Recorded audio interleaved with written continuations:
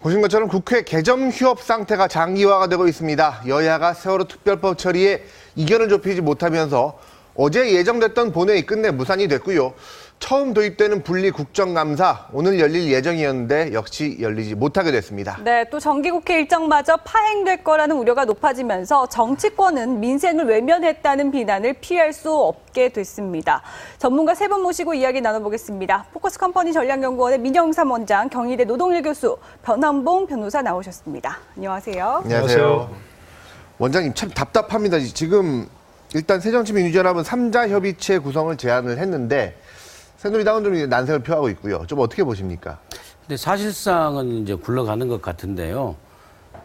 새정치민주연합이 7월 30일 날 재보선에서 대패했는데 왜 대패했는지를 모르더니 지금은 대패한 사실조차도 잊어버린 것 같아요. 네. 결국에는 이제 박영선호로 신장 개업을 했는데 방금 말씀하신 대로 네. 개점 휴업 상태가 됐죠. 네. 그럼에도 불구하고 아무튼 이 전국에서 다시 제재 협상의 물꼬로 3자 협상을 이렇게 내세웠는데 여당이 내부적으로는 정말 이 강국을 풀기 위해서 양보를 하는 것 같아요. 예, 그래서 실질적으로는 그러니까 3자가 동반 테이블에 딱 앉아 있지는 않지만은 결국에 서로 연락하면서 어제 이제 여당이 그렇죠. 유가족 만났지 않습니까? 그러면서 분위기도 좋았다고 그러고요. 그러면서 결국에 여당 유가족, 여야, 야당 유가족 이렇게 하면서 릴레이 이 실질적인 릴레이 그 3자 협상이 아닌가 저는 그렇게 보입니다. 네. 실질적으로는 3자 협의체로 그렇게 가고 있다라는 얘기인가요? 뭐 해석하자면 그렇게 볼 수도 있겠죠. 저는 이제 처음 3자 협의체를 제안했을 때 예를 들자면 뭐 처음부터 협상을 다시 하자든가 아니면 그 유족들의 의견을 그대로 반영하는 협상의 당사자로서 이렇게 한다면 그건 물론 문제가 있지만 그래서 의견을 수렴하고 그러면 의견을 들어주고 그걸 반영해서 이렇게 여야가 협의해서 만들겠다, 법을. 뭐 그렇게 얘기한다면 충분히 받을 수도 있는 부분 아니었을까 생각을 했어요. 그리고 대신에 여당에서는 3자 협의체 수용해서 의견을 나눠보자. 대신 시급한 민생법안 처리하고 국정감사하고 그렇게 하면서 진행을 하자. 이렇게 역제안을 했으면 어땠을까 하는 그런 생각도 했어요. 근데 네. 이제 뭐 그건 이미 지나갔고 사실 뭐 이완구 원내대표가 어제 유족들을 만나서 뭐 대화를 하고 있으니까 사실 뭐 이견이라고 하는 것은 그렇게 큰 것 같지는 않아요. 유족들도 지금 이 얘기로는 뭐 처음부터 수사권 기소권을 주는 그런 조사위원을 얘기하고 있지만 네. 속내로는 아마도 야당이 또는 유가족들이 특검 후보만 추천할 수 있도록 하고 그걸 여당이 만약에 마음에 안 들면 비토할 수 있도록 한다든가 그 정도만 얘기되어도 수용할 수 있지 않을까 싶으니까 뭐 흔히 하는 말 그렇지 않습니까? 뭐 밤이 깊으면 어둠이 새벽이 가깝다 하니까 지금 출구가 없는 것처럼 보이지만 출구를 만들기 위해서 여당도 그렇고 야당도 노력을 해야 하지 않을까 싶습니다. 네. 지금 뭐 노력을 하고 있는 상태긴 한데 원래 저희가 얘기했던 게 그 대민주주의 뭐 이런 얘기하면서 일반 국민들이 바라보는 시선도 있고 그 이해 당사자가 직접 이제 입법 과정에 참여하는 게 이게 사실상 가능할 수도 있다라는 관측이 이제 나오는 건데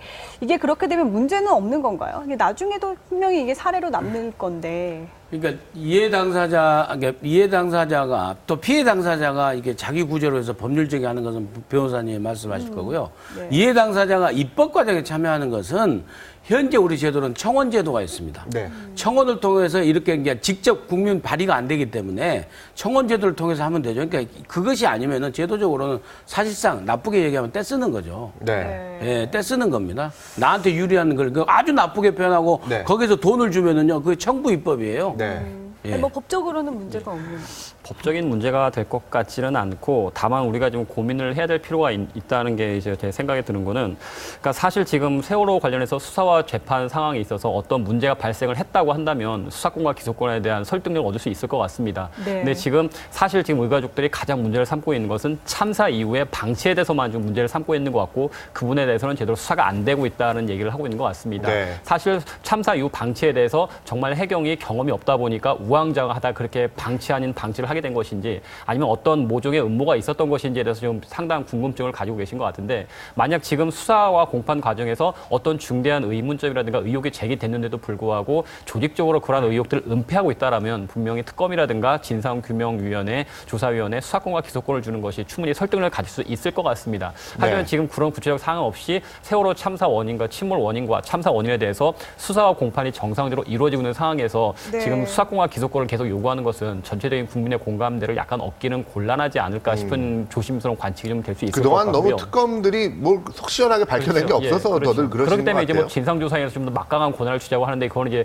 지나치게 물론 법 체계를 논할 건 아니겠지만 지나치게 좀 과중한 측면이 있지 않을까 싶고 네. 물론 이제 유가족 측면에서 이미 대의민주주의 정당제 여러 가지 말씀을 하시는데 사실 그러한 제도 같은 것들은 국민의 의사가 국가 정책에 적절히 반영하기 하나의 수단일 뿐입니다. 네. 그러니까 궁극적인 목적은 국민의 의사가 무엇이냐는 것을 따지기 위한 것이기 때문에 사실 이 제도 자체가 목적이 되는 건 안 되니까 대의민주제가 있기 때문에 이해 당사자가 참여해서는 안 된다라는 논리는 약간은 좀 바람직한 것까지는 않습니다. 네. 다만 유가족들이라든가 야권에서 밝힐 것은 지금 어떤 점에 있어서 제대로 의혹 규명이 안 됐는지 그 부분을 지적을 해줘야지만 국민적인 공감을 얻을 수 있는 거지 무조건 그냥 밝혀야 된다. 뭘 밝혀야 되는지 설명 없이 수사권과 기소권, 특검권을 달라라고 하는 것은 네. 전반적으로 좀 공감을 얻기가 좀 그렇죠. 곤란하지 않을까라는 생각이 듭니다.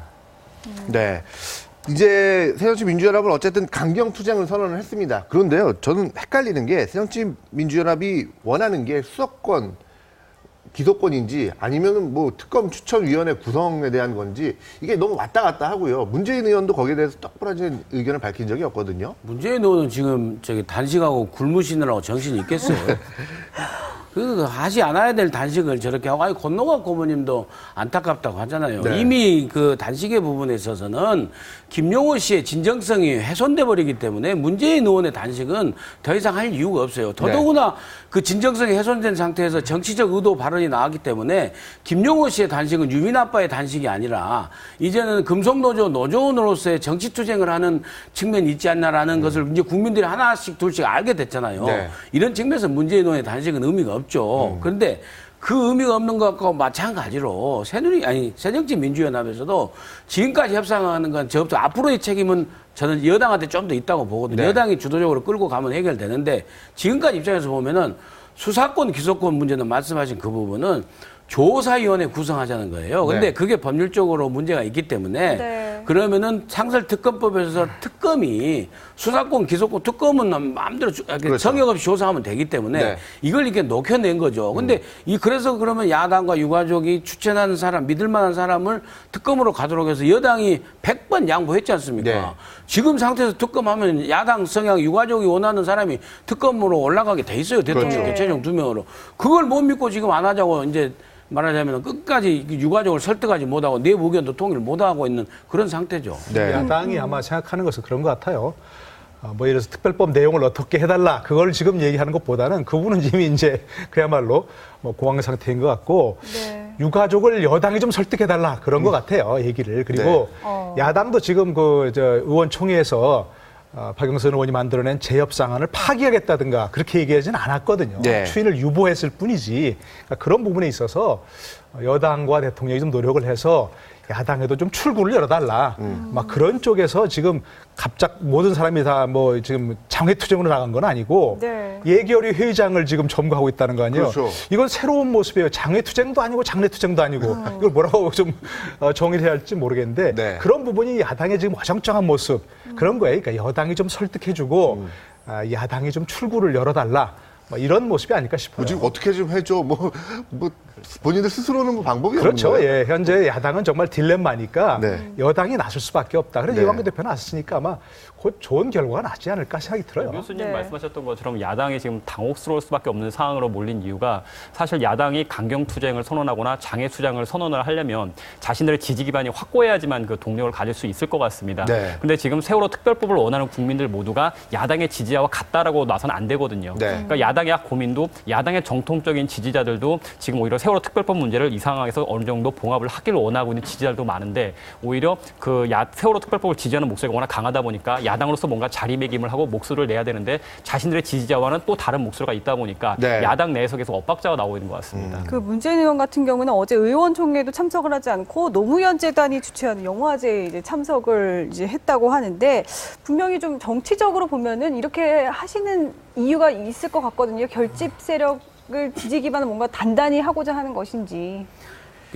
대통령의 후보로까지 나섰고 이제 개인적인 인품이나 성품, 덕성 이런 걸로 훌륭하신 분이에요. 네. 근데 깨어있는 시민으로서 훌륭한 분일지 모르지만은 지금 국회의원 배지를 달고는 입법 활동이 본인의 임무입니다. 네. 근데 보니까 이 친노 강경파, 그 다음에 그 친노 그룹 놓으면 거기에 제가 보면은 문재인 의원 같은 경우에는 한번 등에 올라타가지고 이제 내려오고 싶어도 못 내려오는 거예요. 바퀴가 워낙 굴러가 버리니까. 네. 그런 양상이어서 좀 안타까워요. 뭐 문재인 의원이 무슨 정치적 속내를 가지고 뭔가 이걸 통해서 무슨 뭐 정치적 목표를 이루겠다 그런 꼼수를 가지고 이렇게 시작하지는 않았을 거예요. 그랬겠죠. 본인의 정말 그 진정성이나 그런 건 충분히 느끼고 알 수 있지만 그러나 문재인 의원의 역할이 지금 그거는 안 되는 거죠. 그 네. 단식이나 농성이라고 하는 것은 정말 아무런 고난이 없는 사람들이 마지막 호소하는 방법 아니겠어요? 그런데 네. 문 의원은 지금 저렇게 할 게 아니고 여야를 얻어맞으면서 좀 중진으로서 뭐 초선이니까 중진이라고 하기 그렇지만 지난번 대선에서 48% 넘는 득표를 얻었다는 건 대단한 정치적 무게 네. 아닙니까? 네. 그러니까 그런 정치적 무게에 걸맞는 역할과 행동을 해달라는 것이 사실 국민들의 요구사항인데 그런 역할을 아직 잘 깨닫지 못하는 것 같아요. 그러니까 본인이 하시고 네. 싶은 일만 하시지 마시고 좀 해야 될 일을 그럼요. 좀 네. 하셔달라 그런 뭐 거죠. 이런 국민들의 요구가 있는 것 같습니다. 새누리당은 근데 이제 어저께 이제 유족들을 만났습니다. 좀 뭐 한 140분 정도 긴 시간 대화를 했다고 하는데요. 네. 뭐 기분이 좋다. 뭐 시장은 조금 뭐 사실 험악한 분위기가 조금 있기도 했지만 나중에 뭐 오해가 풀렸다. 뭐 이런 얘기도 나왔습니다. 변호사님 어떻게 보셨어요? 어제 일단은 유족들과의 만남 자체를 가졌다는 게 상당히 의미가 있을 것 같고 네. 뭐 내일 또 만날 예정이라고 말씀하셨던 것처럼 이제 소통이 이루어지고 있다는 것에 의미를 일단 둬야 될 것 같습니다. 당장 어떤 결과가 도출될 것 같지는 않지만 일단 지금 여당과 유가족들의 입장차가 워낙 크기 때문에 네. 유가족들이 최소한 만족할 수 있는 마지노선, 그러니까 탈출구를 만들 수 있도록 뭐 특검 추천권에 대한 양보라든지 그 부분은 이제 여당의 그 설득이 필요할 수밖에 없는 상황인데 네. 여당 내에서 이제 대화를 시도를 하면서 그러한 통로를 열어뒀던 것만으로 상당히 의미가 있을 것이고 여당이 이제 대승적인 차원에서 문제를 풀기 위해서라면 이제 특검 추천권에 대해서도 일정 부분 양보를 하면서 유가족들과 야당에게 일정 부분 통로를 만들어 주는 것이 여당이 이제 할 수 있는 큰 아주 그 역할이 될 수 있지 않을까 생각을 합니다. 네. 이렇게 되면은 야당이 빠지고 여당이 직접 대화에 나서게 되면은 뭐 야당으로서는 좀 안 좋은 그림 아니에요? 그래서 이제 그렇죠. 사실은 완전히 테이블에서 밀려버리는 건데 근데 내부적으로 보니까 예. 박영선 원내대표가 워낙 그 당내에 강경파를 설득이 안 되기 때문에 물밑으로 그냥 그 이완구 원내대표한테 슬쩍 공을 떠넘기면서 오히려 그냥 그 유가족을 설득해서 하면 내가 따라갈 테니까 하는 식으로 하는 그 물밑 협상 이심전심으로 통한 것 같아요. 네. 그렇지만은 그런 태도는 저는 박영선 원내대표가 이 국면에서 그런 식으로 해서 뭐 해결되면은 의미가 있긴 하겠지만은 박영선 원내대표가 가져야 할 태도는 저는 아니라고 봐요. 당당하게 협상안을 가지고 강경파들을 설득해서 설득한 다음에 유가족을 또 설득하고 일치된 의견을 가지고 그런 그 절차를 거쳐야죠. 이렇게 물밑으로 해서 결국에는 박영선 의원은 강경파들한테도 요거도 먹기 싫고 그다음에 이 국민들한테도 요거도 먹기 싫고 일은 해결하고 싶고 이래서 네. 양손에 빵을 다 지어서 본인의 정치적 미래를 좀 더 개척해보자는 그런 속셈이 있는 거 아니겠어요? 네. 예. 그럼 어저께 이례적으로 강도 높은 대여 투쟁을 선언하고 어제 박원순 원내대표의 그 말투가 굉장히 강경했지 않습니까? 그런 것도 어느 정도 그런 게 포함됐다고 봐야 되나요? 그런 의도가? 일종의 레토릭, 다 계산돼서 그렇게 하는 척 하는 거 아닌가 싶어요. 네. 그러니까 박영선 원내대표로서는 답답하죠 상황이. 그렇겠죠. 원래 처음부터 뭐 대표적인 강경파 아니었습니까? 네. 누구나 이게 인정하는. 그런데 이제 본인이 훈수를 두는 위치에서 직접 바둑을 두는 위치로 바뀌면 역시 네. 조금 다 유연하게 할 수밖에 없는 상황인데 지금으로서는 제가 보기엔 여당도 사실 박영선 원내대표를 말이 표현이 좀 그렇지만 살려주는 게 오히려 더 득이에요. 그렇지 네. 않습니까? 이렇게 유연하게 변신한 사람을 자기들의 파트너로 묶어놔야지 완전히 박영선 원내대표가 비대위원장에서 뭐 물러날 수밖에 없는 상황이 돼버리면 여당도 이 여우 더 강적을 만날 수도 있으니까 네. 그런 점에 있어서는 박영선 원내대표의 어떤 면을 살려주는 뭐 그런 쪽으로 협상안을 내놓는 게 여당으로서 좀 득이죠 사실은. 네, 이게 그 국회 내에서 어떤 분위기도 중요하겠지만 어쨌거나 중요한 거는 여론이고 국민들이 이제 이 문제를 바라보는 시선인데 이 여론이 뭐 굉장히 좀 많이 좀 엇갈리는 면이 있는데 피로감이 상당한 건 확실한 것 같아요. 그리고 또 22가지라고 해가지고 유가족들이 받는 지원 방안인데 이거는 이제 확인이 되지 않은 사실들도 있는 것 같고요. 이렇게 좀 우리 사회 내에 갈등을 뭔가 야기하는 요소들이 굉장히 많은 것 같거든요. 이 문제 안에. 좀 어떻게 지금 해결을 해야 될까요? 이거는 장시간 대화를 통해서 해결할 수밖에 없는 상황이고 사실 지금 수사와 재판 결과를 통해서 어느 정도 원인이라든가 여러 가지 결과는 밝혀질 것이기 때문에 그것을 지켜보면서 미흡한 점에 대해서 이제 시간을 두면서 뭐가 미흡했는지에 대해서 좀 더 조사를 해보자라는 식으로 이제 합의를 도출을 해야 될 것 같고 네. 오히려 지금 제일 중요한 거는 각종 민생 법안이 전혀 처리가 되고 있지 않다는 게 제일 중요한 문제 아니겠습니까? 네. 국회가 열려도 계속 공정이 되고 있고 뭐 일례로 송파 세모녀 그 자살 이후에 그 죽음 이후에 뭐 국민기초생활보장법에 대한 개정안이 올라갔지만 여기까지 처리가 되지 않고 있고 국민들이 원하는 여러 가지 민생 법안이라든가 경제 법안들 규제 개혁에 대한 안건들이 여러 가지 검토가 돼야 되는데 네. 이 세월호 이슈 하나에 몰리다 보니까 국민들도 더 필요함을 느낄 수밖에 없겠죠. 오히려 지금 필요한 거 하나하나 해결해 가면서 세월에 대해서는 사회적 합의를 도출을 하고 계속 대화를 하겠다는 그 두 가지 모습을 보이면서 네. 좀 국회가 일하는 모습, 정부와 청와대도 이제 국가 개조라든가 개혁을 해서 일하는 모습을 보여주셔야 되는데 네. 여기서 막히다 보니까 상당히 좀 안타까운 측면이 강합니다. 세월호 사건이 일어났을 때 정말 어떤 국민 하나가 아파하지 않는 국민이 없었잖아요. 네. 어떤 사건에서 이렇게 모든 국민적 에너지가 모아졌던 때가 없었을 거예요. 네. 국가를 이대로 둬서는 안 된다는 그런 모두가 그런 에너지를 모았고 그 지금도 사실은 세월호 사건의 진상을 규명해야 한다. 저도 알고 싶어요. 도대체 왜 해경이 도대체 그렇게 무능한 모습을 보였는가. 네. 이런데 자꾸 이렇게 유가족들이 정말 여야 합의를 자꾸 깨고 네. 지나치게 그 어떤 무리한 요구를 계속하면 그런 부분이 자꾸 좀 침식되는 거죠. 이제 정말 피로감이란 말 그런 말도 나와 있고 저렇게까지 해야 되는가 하는 말도 있을 수 있거든요. 그렇거든요. 그러니까 지금쯤 유가족들이 대승적인 견지에서 좀 물러서는 것이 국민적 에너지를 다시 모을 수 있는 그런 시기가 아닌가 싶어요. 네. 실제로 아니 어떤 사건에서 진상조사위원회에 120명의 조사관을 채용할 수 있고 최대 1년 9개월까지 진상조사를 할 수 있고 특검을 한 차례 하고 또 미흡하면 또 한 차례 할 수 있고 이런 것까지 예정한 그런 사건이 언제 있었습니까? 네. 그러니까 그걸로도 진상을 밝힐 수 없다 그러면 전 진상조사위원회 수사권 기소권 줘봐야 마찬가지일 거라고 생각이 들어요. 그러니까 네. 일단 한번 시작을 진상조사를 해보는 것도 의미 있는 것이니까 네. 이쯤에서 전 유가족들이 정말 대승적인 견지에서 나라가 세월에 묶여서 이렇게 한 발음도 못 나가면 안 된다. 이런 얘기를 해주면 국민들도 다시 정말 그래야 된다라고 하는 그런 에너지를 모을 수 있지 않을까 싶어요. 네, 지금 그러니까 어제 야당 의원총회에서 변재일, 백군기 이런 합리적이고 중도파 의원들이 얘기하셨지 않습니까? 국민들 95%는 이제 세월호를 좀 끝내고자 한다. 네. 그다음에 그 강경한 적극적인 지지자들 말고 일반적인 국민들의 의견을 우리가 정치해야 된다는 그런 얘기들이 많이 나왔잖아요. 근데 네. 결국에는 그 강경파들한테 야당은 이들리고 야당은 또 그 여당은 또 이 야당한테 그 끌려와서 여기까지 왔는데 국민 피로를 생각해서 빨리 적극적으로 하는데 저는 무엇보다 또 한마디 더 붙이자면은 네. 마찬가지예요. 강경파는 유가족도요. 아니 40명 일반인 유가족은 유가족 아닙니까? 그분들도 얼마나 마음 아프고 똑같아요. 단원고 학생, 선생님들만 유가족이 아니잖아요. 그렇죠. 네. 그분들의 온건한 목소리도 반영돼야 되는 거예요. 네. 사실은. 그래서 빨리 해결할 수 있도록 하는데 제일 중요한 것은 여당이 대통령 끌어들이고 여야가 끌어들일 필요도 없어요. 여당 원내대표, 여당 대표가 주도적으로 해서 진짜 조금이라도 양보해서 이 국면을 타결할 방법이 없는가를 정치적으로 네. 이게 합법적 그 제도 속에 대해서 정치적으로 빨리 해결해 풀면 잘 될 것 같아요. 네, 오늘 세 분 전문가들의 말씀을 좀 정치권에서 좀 유념해서 들으셨으면 좋겠습니다. 이 포커스 컴퍼니 전략연구원의 민영사 원장 그리고 경희대 노동희 교수 변환봉 변호사와 함께 얘기 나눴습니다. 세 분 말씀 감사합니다. 고맙습니다. 고맙습니다.